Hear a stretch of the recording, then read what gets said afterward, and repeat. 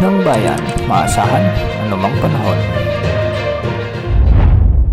Magandang araw po sa ating lahat. Narito na ang latest update sa lagay ng ating panahon ngayong araw ng eleksyon, May 12, 2025 at sa magiging lagay ng ating panahon sa mga susunod na mga araw. Sa kasalukuyan ay frontal system ang nagdadala ng maulap hanggang sa maulang panahon sa Batanes area at sa mainland Cagayan.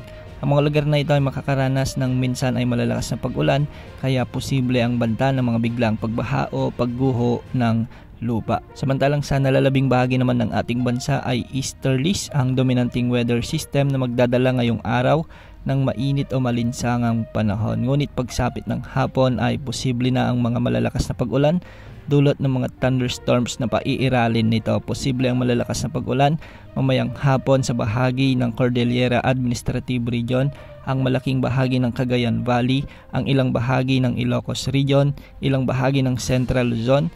May mga pag-ulan din sa may Metro Manila, ang ilang bahagi ng Calabarzon at Mimaropa at malalakas na pag-ulan din ang inaasahan sa ilang bahagi ng Bicol Region.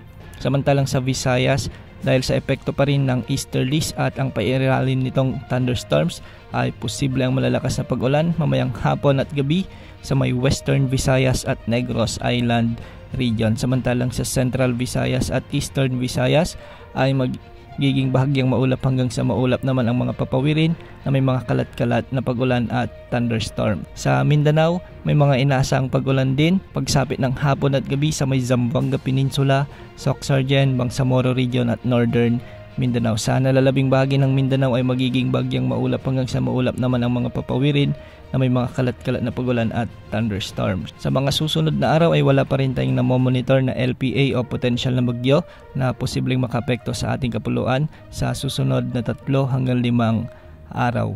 Wala ring nakataas na gale warning sa anumang bahagi ng ating karagatan, kaya malayang ating mga kababayang mangingisda na pumalaot. Yan ang update sa lagay ng panahon. Ito po ang weather update ng bayan, maasahan anumang panahon.